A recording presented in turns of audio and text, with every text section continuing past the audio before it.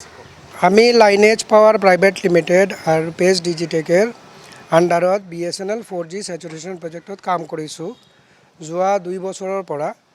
Okay, তো আমাৰ যোৱা 6 মাহৰ পৰা ইহঁতে কোনো পে'মেণ্ট দিয়া নাই। ইহঁতৰ হেড অফিচ বেংগলোৰত হয়, বেংগলোৰৰ মানুহবিলাকক ফোন কৰিলে ফোন ৰেছপণ্ড নকৰে।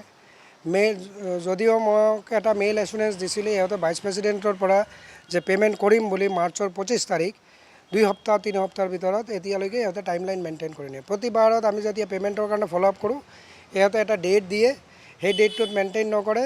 ফ্ৰাইডে দিয়ে মাহৰ, মানে প্ৰথম সপ্তাহত ফ্ৰাইডে দিয়ে, তাৰপিছত এইটো শ্বিফ্ট কৰি পেলাই ইহঁতৰ ছেকেণ্ড ছেটাৰডে নহ'লে ফ'ৰ্থ ছেটাৰডে হয়, নহ'লে কোনোবা হলিডে থাকে আৰু। তো এনেকুৱা কৰি কৰি আমি 6 মাহ ধৰি ৱেইট কৰি আছোঁ। আমি ইভেন যোনটো কোৱালিটি অডিট টেষ্টৰ কাৰণে পে'মেণ্ট কৰিছিলোঁ, সেই পে'মেণ্টটো আমাক দিয়া নাই। আমাক ৰিটেনশ্যন মানি এটা ৰাখি থৈছিলে 10%, এইটোও 2 বছৰমান হ'ল, 1 টকাও দিয়া নাই। আমাৰ আমি কণ্ট্ৰেক্টৰ মোটামুটি 8-10 জন আছোঁ। আমি এতিয়া আহিছোঁ 5টা ডিফাৰেণ্ট ফাৰ্ম। একচুৱেলি বাকীবিলাকে আহিব পৰা নাই, সিহঁতে বাহিৰত আছে। এইটো বাদ দি পেলাই ট্ৰান্সপৰ্টাৰো আছে, সিহঁতে মেটেৰিয়েল ট্ৰান্সপৰ্ট কৰাৰ যোনবিলাক কোম্পানী আছে, সিহঁতে পেণ্ডিং আছে বহুত টকা। সিহঁতে সুধিলে কয় যে কৰি আছোঁ, এইটো সপ্তাহত কৰি আছোঁ, নেক্সট সপ্তাহত কৰি আছোঁ, তেনেকৈ কয়। আজি আমি অফিচত আহিছোঁ, আমি কথা পাতিলোঁ। কথা পতাৰ পিছতে ইহঁতলৈকে এতিয়ালৈকে আমাক কোনো এছুৰেঞ্চ দিয়া নাই মেইলত যে পে'মেণ্ট কৰিম বুলি। তো এইটো কাৰণে আমি আজি আহিছোঁ ইয়াতে প্ৰটেষ্ট কৰাৰ কাৰণে, যাতে আমাৰ পে'মেণ্টখিনি ওলায়। আমাৰ এই 5 জনে মিলাই পেলাই মোটামুটি 1.5 কোটি টকামান হ'ব। তো আমাৰ ইয়াতে কণ্ট্ৰেক্টৰ আছে, বহুত কেইজন আছে, কিন্তু আমি বৰ্তমান এতিয়া আমি 5 জন আছোঁ। তো বাকীকেইজন আহিব পৰা নাই, সিহঁতৰ কিবা বিশেষ অসুবিধাৰ কাৰণে।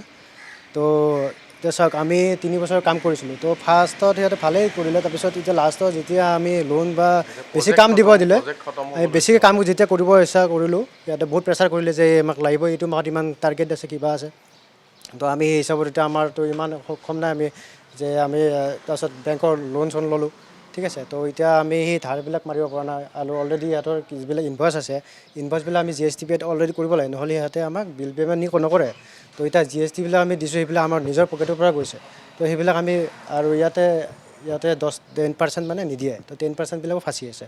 তো গোটেইখিনি আমাৰ মোটামুটি ট্ৰেন্সপৰ্টাৰো আছে, আৰু প্লাছ আমাৰ 30-40 জন সেনেকৈ আছে। বাকীখিনি ক্লিয়াৰ হৈ গৈছে। এতিয়া ধৰি লওক আমাৰ লাষ্ট মমেণ্টত কি কৰিলে, তেওঁলোকে বেলেগ ঠিকাদাৰক কাম নিদি আমাৰ 5 জন ঠিকাদাৰকে বেছি কাম দি দিলে, আৰু গতিকে আমিয়ে কৰিব লগা হৈ গ'ল গোটেইখিনি কাম।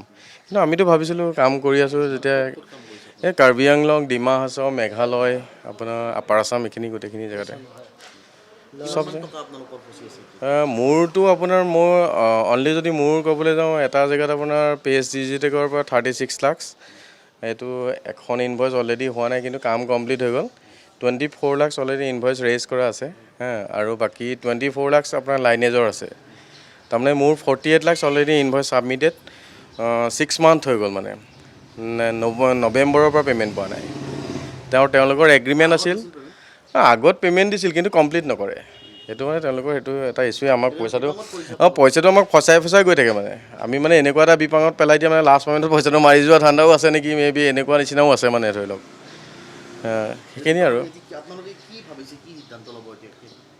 এতিয়াতো আমি ভাবিছোঁ, এতিয়াতো আমি থানাতো আজি গৈছিলোঁ, কিন্তু থানাৰ পৰা কোনো ধৰণৰ ৰেছপণ্ড পোৱা নাই, ধৰি লওক একো ৰেছপণ্ড দিয়া নাই। এতিয়াতো লাষ্ট মানে উপায় নহ'লেতো আমি কোৰ্ট কেছেই কৰিবগৈ লাগিব, আৰু নহ'লে ধৰি লওক আমি BSNLৰ ওপৰৰ মহলৰ লগত আমি অকণমান আলোচনা কৰিম, তেওঁলোকে যে কি সিদ্ধান্ত দিয়ে। আৰু যদি নহয়, আমি যিখিনি কাম কৰিছিলোঁ সেইখিনি কাম আমি আকৌ ৱাপছ কৰিবলৈ মানে বাধ্য হ'ম, আৰু মানে যি ধৰি লওক ডিছমেণ্টেলিঙো কৰিবলৈ আমি ধৰি লওক ৰাজি হ'ম, মানে ধৰি লওক উপায় নহ'লে। দায়িত্বটো অভিয়াছলি মানে আমাৰ যেতিয়া ইমানখিনি টকা ফচি আছে, এইটো কাৰণে চবতকৈ বেছি প্ৰব্লেম হৈছে যে আমি বেংকৰ পৰা লোন লৈছোঁ, আমি ফিল্ডৰ মানুহৰ দ্বাৰা কাম কৰাইছোঁ, সিহঁতক পইচা দিব আছে, আমাৰ নিজৰ পকেটৰ পৰা আমি চৰকাৰী টেক্সো পে' কৰিলোঁ, GST পে' কৰিলোঁ। এতিয়া এইখিনি পইচা যদি নোপোৱা হয়, তেনেহ'লে হ'ব পাৰে যে আমি আমাৰ নিজৰ জীৱনৰ ওপৰত কিবা এটা ভুল সিদ্ধান্ত ল'ব পাৰি, কাৰণ আমি পৰিয়াল থকা মানুহ, ঠিক আছে। চ' কোম্পানী আজিৰ ডেটত কোনো এতিয়ালৈকে কোনো আমি ইয়াতে 12টাৰ পৰা ৰখি আছোঁ, এতিয়ালৈকে কোনো সিদ্ধান্ত দিয়া নাই। তো আমি হ'ব পাৰে যে কালি মানত আমি কিবা এটা মানে ষ্টেপছ এটা ল'ম, যোনটো বেচিকেলি মানে আমাৰ অকণমান ইণ্টাৰেষ্টটো মেইনটেইন কৰে যাতে।